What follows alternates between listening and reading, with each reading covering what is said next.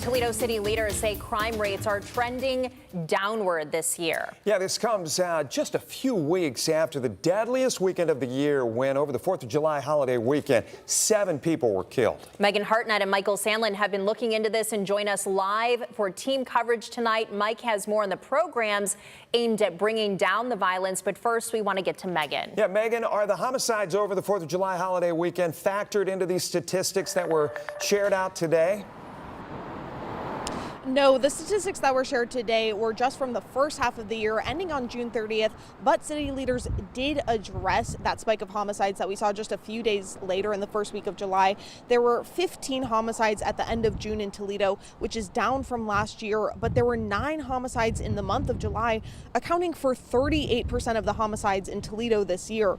This now puts us above last year's homicide totals from January to July. Chief Mike Trenley says they took immediate changes to address the violent weekend by putting out more patrols, getting crime suppression units on the streets, and getting help with extra patrols from partners like the Ohio State Highway Patrol. Chief Trenley says they are already looking ahead to next year's holiday weekend to try and ensure there is not another spike in violence.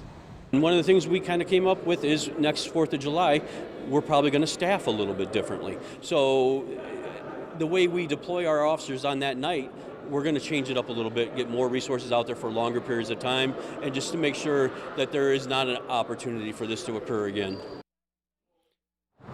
Chief Trenley says that the department is continuing efforts that were already in place so that the violent weekend does not derail the progress that was already being made. Mel?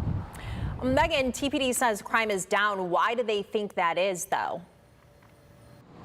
Chief Trenley says the department has certain things in place, like targeted monthly enforcement areas, as well as community programs like the Foot Patrol and the Safety City program, which help engage kids at a young age, as well as teach them gun safety. Reporting in downtown Toledo, Megan Hartnett, WTOL 11.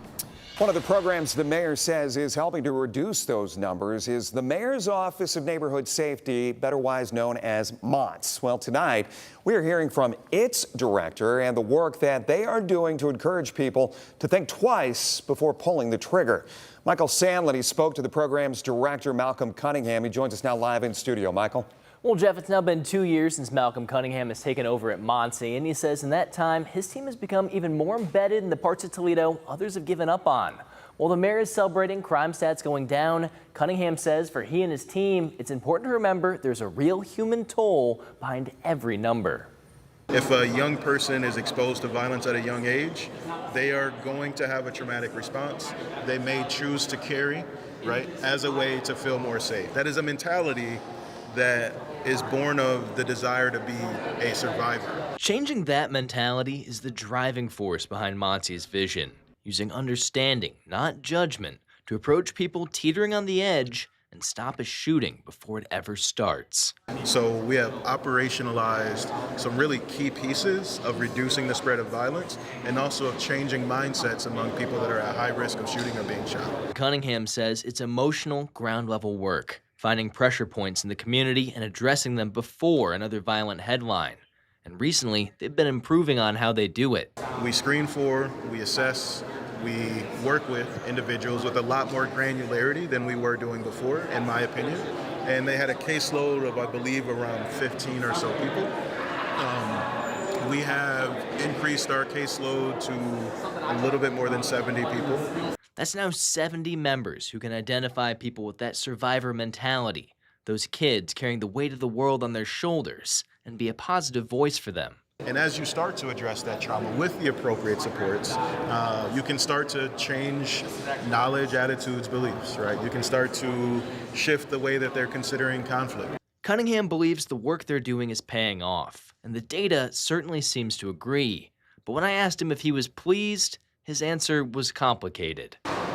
We are reducing violence at a rate that is faster than the rest of the country.